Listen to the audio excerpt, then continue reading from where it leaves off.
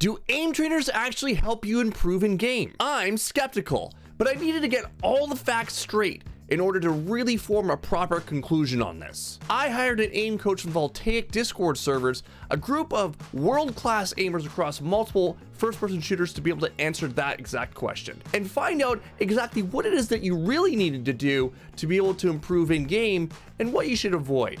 Let's get to the bottom of this together. Piero, tell us a little bit about yourself, how long you've been playing, and any fun facts about yourself. Been playing for PC games, FPS shooters for a long time, for probably about 7 years now. All in the tech FPS genre, from CS:GO, Source, probably Rainbow Six Siege a little bit in there, and then now Valorant. Valorant, I peaked, I think, 1 RR exactly off of Radiant a couple of times. Okay. Still have yet to hit it, but we'll get in there. In my opinion, I think playlist scenario doesn't matter too much what you play. Like, you can look up all these cool playlists and what even like Voltaic stuff, all these Voltaic playlists they make for Valorant. It's the mindset you have when you're training, and that's the one thing even I struggled with when I first started. Is I just would play, oh, it says play this scenario 5 times, and that was it. I played it, but I never thought back to it. I was like, why am I playing this scenario? Right. What am I trying to achieve? What am I trying to work on? Instead of kind of going into this autopilot mindset and just saying, oh, if I just play this, it will make me get better. Typically, when I'm looking at a task to play, I want to look for something, especially Valorant orientated. I want something that's not going to be huge dots like GRIDSHOT. The most common thing everyone sees is GRIDSHOT, and it is the most wasted time I've ever seen Valorant player play. If anything, I think it's a good warm-up to get some blood flowing through your arm. That's it. Play it once or twice and then actually focus on something that's orientated to your game. A friend told me before was to watch a pro do a specific task and then do it myself to see how it should be done properly. My opinion on that is every person needs something different. Just because a pro is doing it, that might be their specific thing that they need to work on. Doesn't necessarily mean that means you need to work on that. And this is going with personal training as well. So many people think that they can just hop into the gym, follow a program that someone else wrote for someone else, and be like, okay, I'm gonna get results. Like, I'm gonna be Arnold Schwarzenegger because I'm gonna follow the Arnold Schwarzenegger blueprint. Couldn't be further from the truth. I did it for 2 years. Do I look like Arnold Schwarzenegger? No, I don't. So, I mean, you can lie to me if you want, but I'm not. So, I think it needs to be customized to every single person. It's not as simple as just like, okay, just do what Tens is doing and I'm going to be Tens, right? There's more to it than that. It is, I guess, okay to kind of see what they do, just to get an idea, but 100% what Worthy was saying, you do not want to copy exactly what they do. They see how well they aim, let's say, because I know AIMLABS, you can see the exact settings they run, their sense and everything.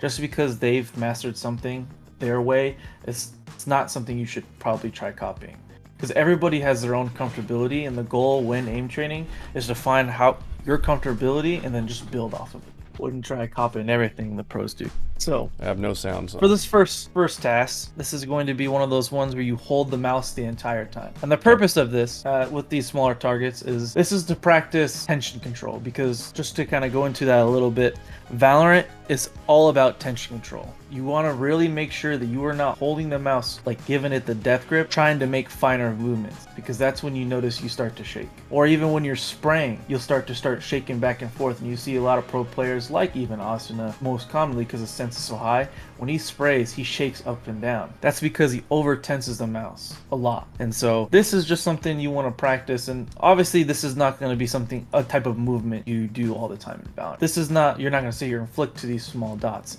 But the whole point is tension control. You really want to make sure that when you first flick, you tense your arm on the flick, but as soon as you land on target or going for the micro adjust, it's a relaxed and slow micro adjust. And you just gradually do get faster as more you play it, more you train, and the more you kind of just get familiar with the movement. That's kind of the goal here. So am I shooting? Oh, I'm shooting it. Okay, I'm shooting it. So you want to hold your left click the whole entire time throughout the scenario, and you're just looking back and forth between the target. And the goal is just to make sure that you do not over tense your arm. But the misconception is tension is bad when you're holding the mouse. You do not want to tense the whole entire time. But when you're aiming in the game, you are going to tense your arm when you're moving very fast. It's just wrist. It's just bound to happen. The whole point is to not do it too hard and not all the time.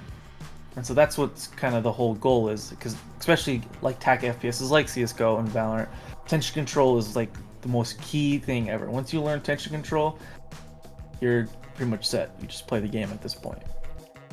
And I also find that my arm starts slowly moving off of the table rather than being in a neutral position. It's almost like I have to like reset myself to be in the neutral spot, because when I'm actually playing the game, I'm in that neutral position all the time, right? And then I'll flick off and then I'm back into the neutral position. But in this one, it's like I'm like constantly moving, and now I'm like off the table. Is there anything that you can speak to that? And so I have that same thing. Most people will have that same thing where when you're playing these scenarios, especially if you're not going to be constantly lifting your mouse off and staying in that neutral space, I actually say kind of let that happen, because the goal is obviously, if you're going to, in Valorant terms, you probably will never get into that situation where your mouse is going to be almost off your mouse pad, but it's also you want to be comfortable all over the mouse pad. Now, once again, I say this for the rare scenarios of you're just, playing a close corner and raise satchels over your head or something like that, and you gotta now have to all across your mouse pad, and now you're at the very edge and you just have to have the final micro adjust and stuff like that. So that's the kind of goal, and it is very kind of a broad, like, why do I need to have my whole mouse pad, have control of it? But it's a good habit to have, to be comfortable everywhere on the mouse pad. That's why most commonly when you are training, I try not to adjust too many times. Sometimes you can, obviously, if people run certain sensitivities that are lower and you have to adjust, there's a little bit of difference. That's when you kind of got to be quick on the adjust. That is a thing. People just do play a very low sense, like the infamous Demon 1. He adjusts his mouse a lot in game, almost all the time. It's the way, it's his style and how he plays. I don't know how he does it, because I can never do that, but that's just how he plays. He plays like adjusts every time when he moves. And so these are considered static scenarios because these dots are obviously static, they're not moving. The goal when it comes to any type of static scenario, the exercise to work on is it's kind of similar concept. You are still trying to flick as fast as you can, but you really want to make sure if you do miss the first initial shot, your readjust is slow.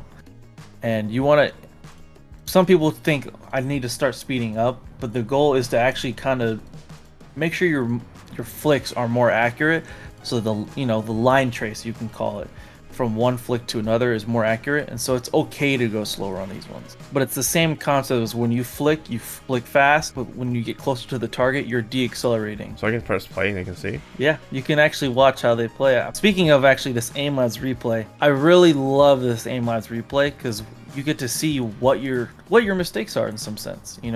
Maybe you were like how you were saying, maybe I was kind of zoned in for score a little bit, and you probably weren't as cognizant of like, hey, what was I doing? Was I using too much arm? Was I using too much wrist? What was I doing? And so I love actually using the AIMLABS replay a lot. I use it a lot through my training sessions, and I'm like, okay, I see that crosshair gets shaky towards when I micro adjust. Let me try to slow down and really work on hitting that target, stuff like that. So I think this replay system's really well. As you can see, like I was saying, this guy's target to target flicking is pretty accurate. It's a lot of green, and it is hard to get a lot of green on there. Right. So there's a lot of yellow. How bad it was. Let's see. Oh yeah, holy shit! I'm wrapping around like crazy. Eh? It's not a straight line. Ever. Yeah. And realistically, you won't always get it straight. I know sometimes even there, those look pretty straight to me, and it's not green. There's a chance you'll never see a solid green line, which is fine. But when you're playing these static scenarios, you really want to make sure you start from the beginning and just kind of be very, not slow, but fast, decelerate, and be cognizant of like where the next target is going to be. You don't want to zone into your one target or your crosshair. You want to see, okay, I see this target, and use your peripheral vision to be like, okay, I know where the next target is. I know where I need to move my mouse. Kind of how this scenario plays out. How do you deal with frustration? Okay. That's a good one. So across my many hours of aim training, I've gone very frustrated through some of these tasks, because some of these tasks I feel are impossible. But I think the one key thing, at least for training for me, is I do use my score as a way of okay, I'm improving, like anyone would, and everyone likes to see their score grow. But sometimes, just like in Valorant Ranked, I'm pretty sure if you've said as many times, it's not about ranked. It's the goal of improving.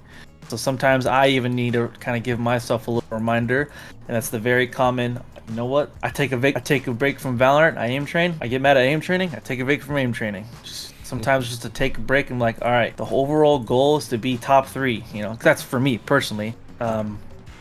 So you're gonna shoot the dot. It's gonna spawn, and you want to try to flick in front of the target and click time it.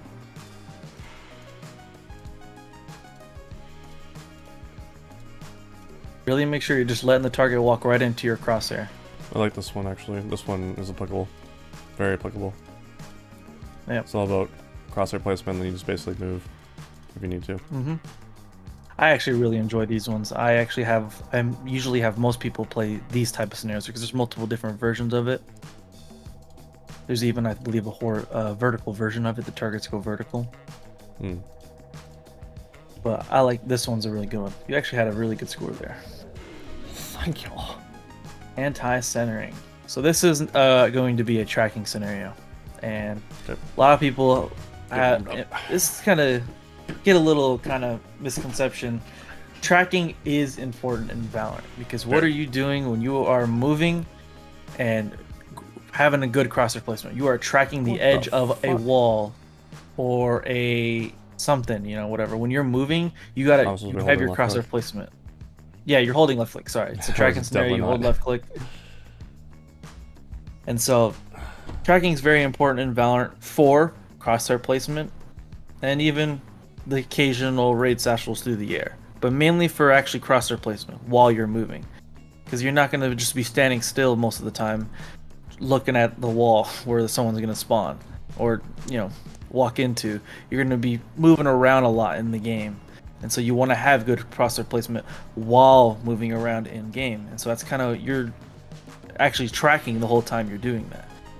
So that's why it's something you want to work on. One thing I want to say, kind of what tracking helps with is your crosshair recognition to be on target.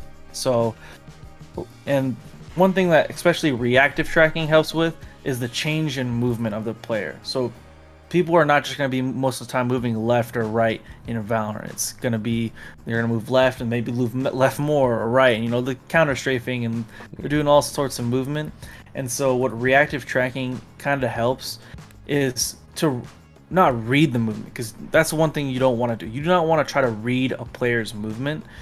You want to be able to have the ability to react to their movement. And so that's what this helps with, is reacting to their movement. And so you're, you know, making sure that what this helps with is being able to react to the movement. So you don't, whenever you're playing a tracking scenario, you want to make sure you are reacting to it, not trying to read when it's going to move left, when it's going to move right. So that's just, it's not ideal. I understand people sometimes tense in the shoulder, and I used to tense in the shoulder, but then now I have shoulder pain from now on, because I used to train for 6 hours a day on AIMLABS, which is, do not do. Do not train for more than an hour. that's too much. Please don't. Especially if you're training for a game. If you're training for a game, play the game more than you aim train. If you're going to aim train for 30 minutes, that's 4 games of Valorant you should go play, you know? Really make sure you're not tracking the target, because you do not want to track it. Right. The one misconception is tracking certain, you don't want to track all the time, I guess you want to say, because you're never going to track a target in Valorant too perfectly, and it's too much time. You want to really practice the click timing and micro adjust of it instead. Okay. Tracking in Valorant is mainly used for crosshair placement, keeping your crosshair consistent on a target while moving, or you have rays satcheling into sight and you're going to have to somehow shoot her out the air. In conclusion, aim trainers can be very, very helpful for being able to control and hold a mouse, but I would say it's probably not completely necessary to be doing in Valorant in order to get better in the game.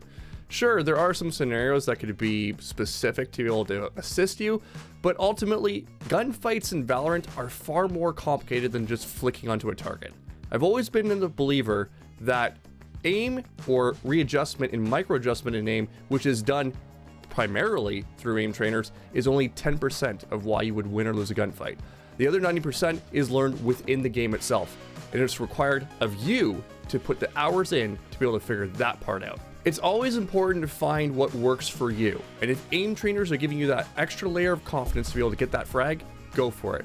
But ultimately, in my opinion, you don't need it.